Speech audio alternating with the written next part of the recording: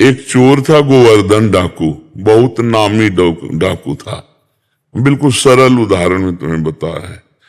तो एक दिन राज कर्मचारियों ने उसका पीछा किया और वो भागा, घोड़ा भी छोड़ दिया, पैदल भागा। तो एक जगह देखा बहुत सत्संग हो रहा था, कथा हो रही थी। पंडित परशुराम जी महाराज कथा कर रहे थे, करमैती बाई के पिता। ये प्रमाणित कथा हम आपको बता रहे। तो उस सभा में घुस गया। तो राज कर्मचारी आए, सोचा सभा में चोर कैसे हो सकता है, यहां तो चोर घुसने का साउंड। अब उसको पाया ही नहीं।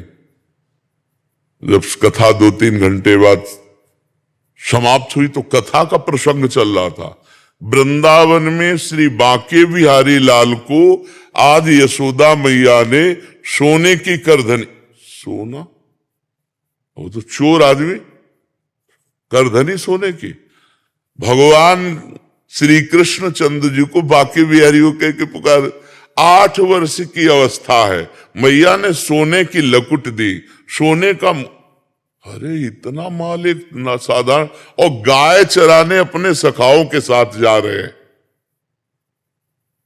कथा समाप्त हुई, नजदीक पहुंचा, चाकू निकाली, पंडित परशुराम जी के गले में लगाई।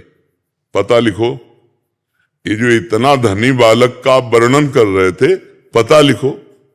उन्होंने देखा तो उनका डाकू है जो मेरा नाम सुन करके भयभीत हो जाते हैं, हमारा नाम गोवर्धन डाकू है।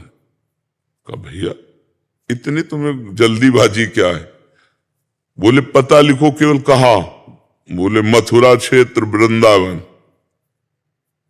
बाप का नाम नंद बाबा, कन्हैया, गाय चराने। पर सुनो, तुम्हारे जैसे डाकू उसको चोरी नहीं कर सकते, बहुत नटनागर, बहुत प्रवीण बालक है वो। तो उन्होंने कहा तुम हमको ऐसा समझते हो, अकेले अकेले राजाओं के महलों को लूट लिया है। बोले फिर भी नहीं लूट सकते, बहुत प्रवीण है। तो उनका कसम खाता हूं, जब तक उसे लूट नहीं लूंगा तब तक पानी नहीं पीऊंगा। परशुराम जी ने सोचा भगवान की अपार कृपा इसके ऊपर, पता नहीं क्या लीला होने वाली इसके ऊपर। उन्होंने कहा सुनो, हमारी तरफ से माखन मिश्री ले लो, जब तुम्हारा बस ना चले तो माखन मिश्री उसे खवा देना।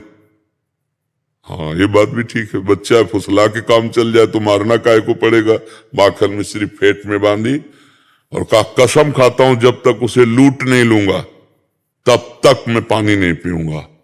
पर नाम क्या बताया तुमने? इतना बड़ा नाम तो? बोले श्याम सुंदर। श्याम सुंदर, श्याम सुंदर, वृंदावन, गाय चराना, श्याम सुंदर। अब भगवान का चिंतन बनने लगा। देखो चिंतन बनने लगा। अब वो पैदल चल करके आया। अब एकांत में जहां गाय चरते तो पूछते श्याम सुंदर की गौएं कौन है? बोले सबे हैं, ये ब्रजमंडल है, हर गौशाला भगवान के नाम की है। नहीं, बोले वो जो यशोदा मैया ने श्रृंगार करके चराने में, बोले वो तो कथा में लिखा है, प्रकट में थोड़ी अब रह गया। अरे बोले नहीं, पंडित जी झूठ नहीं बोल सकते। हम लोग चोर डाकू झूठ बोल सकते हैं, पंडित थोड़ी झूठ बोल सकते हैं। भगवान तो है ना, वो अपने भगवान को तो श्याम सुंदर है ना। अब एकांत में विकल हो गया और कहा अगर कोई ईश्वर है तो मुझे श्याम सुंदर से मिला दे, क्योंकि मैंने कसम खाया है बिना लूटे पानी नहीं पिएंगे। इतने में आवाज आई एक ग्वारिया पर, ए श्याम सुंदर तुम्हारी गाय इधर जा रही। अरे दौड़ा उधर, देखा कमर में हाथ रखे, न जाने कौन से गुण पर दयाली दिली जाते हैं, पीतांबर की फेट, वैसे ही श्रृंगार जैसा पंडित जी ने वर्णन किया था। श्याम सुंदर, कमल नयन, मोर मुकुट और करधनी और लकुट। उसने हर चाकू निकाली, हर सखा को, वो सब सखा दिव्य, वो गायें दिव्य भगवान ने प्रकट की थी। सब सखाओं का भाग जाओ, नहीं मार डालेंगे। भगवान ने इशारा किया कि जाओ इसको हमें एकांत में निहाल करना है। बोले हाँ बोल रहे। बोले तू डरता ले क्या? बोले अब काल से भी नहीं डरते, तेरे से क्या डरना है। बोले मेरा नाम नहीं सुना होगा इसलिए तू डरेगा, अब ये मेरा नाम गोवर्धन डाकू, तो वो गोवर्धन ही तो नाम है ना, मेरा नाम गोवर्धन धारी है। भगवान उससे जब वार्ता कर रहे हैं तो उसका जीवत्व तो नष्ट हो रहा है, अज्ञान नष्ट हो रहा है। उन्होंने देखा बड़ा प्रवीण पंडित जी कह रहे थे माखन मिश्री खवा के काम कर ले। बोले सुनो, भगवान ने कहा अच्छा ऐसा प्यार करते हो? बोले प्यार के लिए नहीं है, ये सोना चांदी जो पहले ही उतराले के लिए। भगवान ने कहा ये तो वैसे ही उतार देंगे, लाओ तो माखन मिश्री खाई और कहा थोड़ा तुम खाओ। और जे ही भगवान ने चखाया उसे भगवत अज्ञान हो गया। अब भगवान को साष्टांग दंड, प्रभु प्रभु। एक बात सुनी कि कन्हैया गौवे चरा रहा है, चल पड़ा, कसम खा ली तो भगवान मिल गए।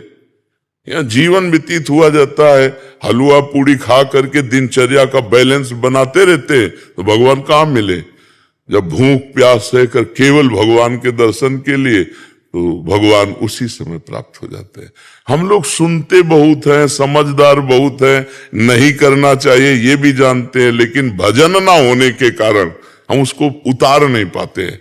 भजन शुरू करो, अभी बात बन जाए।